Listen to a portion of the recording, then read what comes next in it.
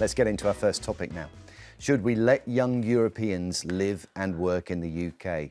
Get your calls coming in right now. The Chancellor suggested she's open to that youth mobility scheme where people aged 18 to 30 would come from the continent to the UK on a work or educational visa. Here's what she told the Sunday Times. There we are. We do want to see better trading relationships between our countries, and we do want to enable young people from Europe and the UK to be able to work and travel overseas. But we've got to get the balance right, because I do not want to see net migration increasing. Lin Mei, 12 months, one in, one out. What's wrong with that? No, I don't think it's a good idea, because we are struggling and bursting at the seams when it comes to our infrastructure and our housing as it is. When we were a part of the EU, around between 30,000 and 50,000 went over to work in the EU from Britain. However, from Europe into Britain, it was over 200,000. Obviously, Europe is a huge mass. So I don't see how we can agree to something where we would need to accept them from coming in from Europe. Where would they stay? Rents are at an all-time high. Housing is at an all-time low. We would have to put them somewhere. Where would they go? OK, well, the EU previously asked that Europeans be offered visas of up to 4 years. They now could accept a limit of 12 months.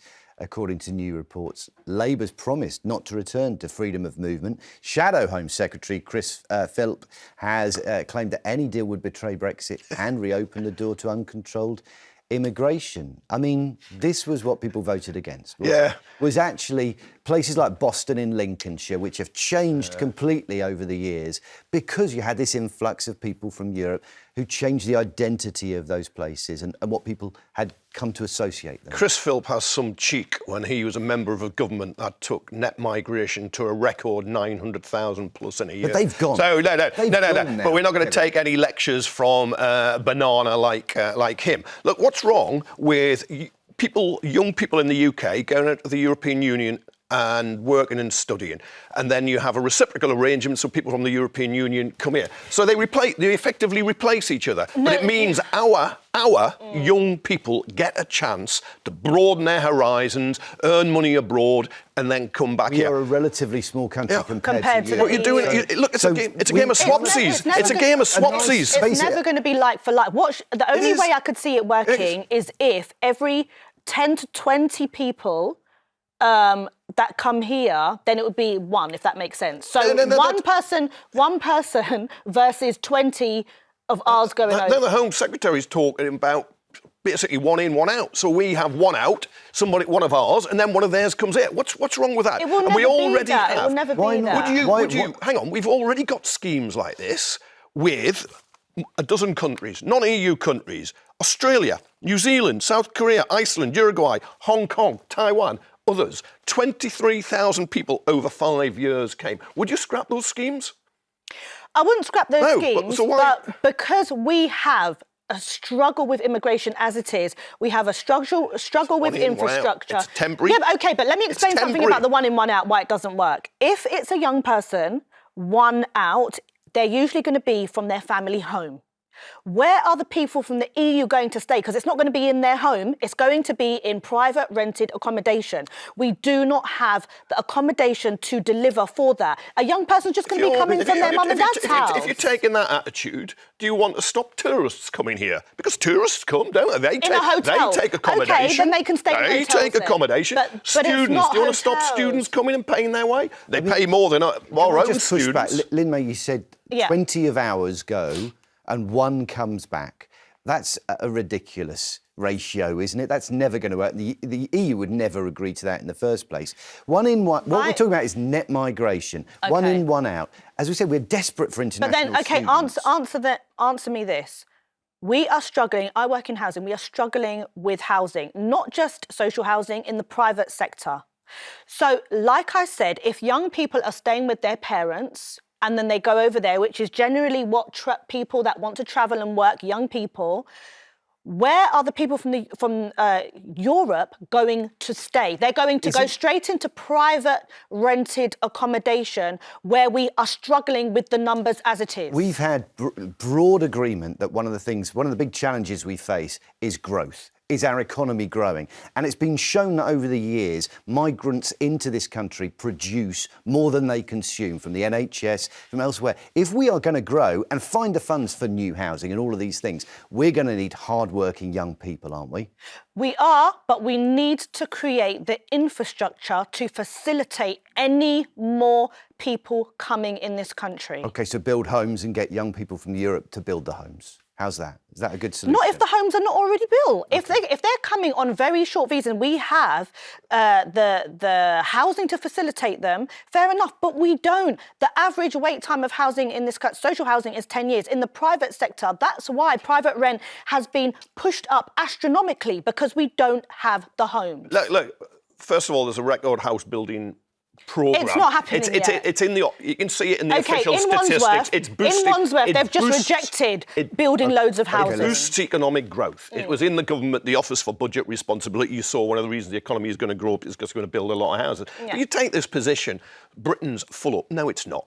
There's accommodation that isn't rented out because some people can't afford it. That is true. But what are you going to do if you think, right, stop people coming here? You're going to stop professional footballers coming over here and scoring our goals for Liverpool or Manchester United, Newcastle, Sunderland? Are you going to stop doctors and carers They don't live coming here. over to wipe our They bottles? don't live here permanently. Let's hear what students aren't going to live here permanently. Sorry. Let's hear what people have to say out there. Thank you, Kev. Mark's in Dorset. What do you reckon? Is it time to let young Europeans come into this country? What do you think? One in, one out, Mark. Well, I don't know about one in, one out, but it's definitely a organisation that's done great for this country. We've done brilliantly out of the fact that Europeans have been able to come here and educate themselves, and we've been able to send our people over there and educate themselves. That's all over though, Mark. We voted against it. 52% of people said that's not what we want. No, you didn't. You voted against open immigration on people coming into work. That's not to do with Europeans coming here to get an education. OK, education. It won't be or just work. education, no. That's what we're hearing, that they will come over on visas that allow them to either educate themselves or work. So those are jobs that currently people who are resident here in the UK, those are jobs that would be taken away from them. And as Lin Mei says, accommodation as well, a house that's desperately needed by someone already here. So you want to stop a youth mobility scheme because you don't think there's enough housing?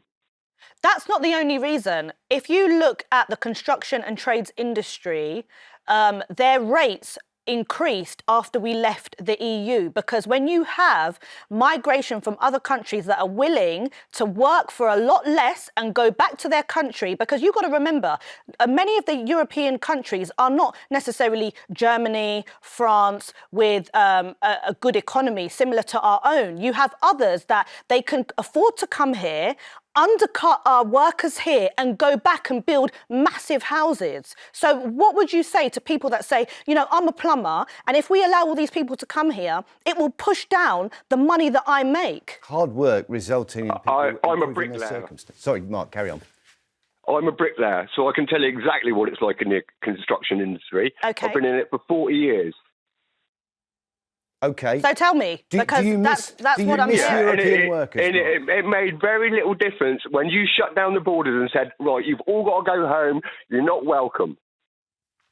So business as usual for you on a site when those builders, when those construction workers left, went back to Europe, you didn't notice the difference? You didn't get paid more? It made very little difference until about the last 18 months. So did it make a difference, yes or no? Are we seeing increased wages of people in trades and construction now? Only Yes. because you can't get the workers. Yeah, because Mark, you will know, Mark. But it did. No. You will know, Mark, because I've got manual workers in my family. Dad used to be a bricklayer before he became a coal miner. People don't want to do the job, do they? They don't want to train. It's a hard, tough job, skilled job you do. It's a hard and job, they're not coming and it takes through. it out of you. Yeah. OK, let's take another call. Howard's in Swansea. Howard, would you want to see young European workers come over here to work and educate themselves? Yes, I would. And I think most people realise now that Brexit was a pretty stupid thing to do. Can I ask you how you voted? How did you vote, Howard? Well, I was a strong Remainer. OK. And oh dear. It's hit our economy by 4 or 5% of GDP. Brexit has damaged our economy 4 or 5% of GDP. And I think most people realise now that it was a big mistake. Okay. What is it you miss? Because I remember every hotel I stayed in, behind the desk, there would be somebody who'd come from a European country. That's a cultural change now, isn't it? Do you notice that difference as well? That those young people aren't here in the numbers that they were? I was a taxi driver when this Brexit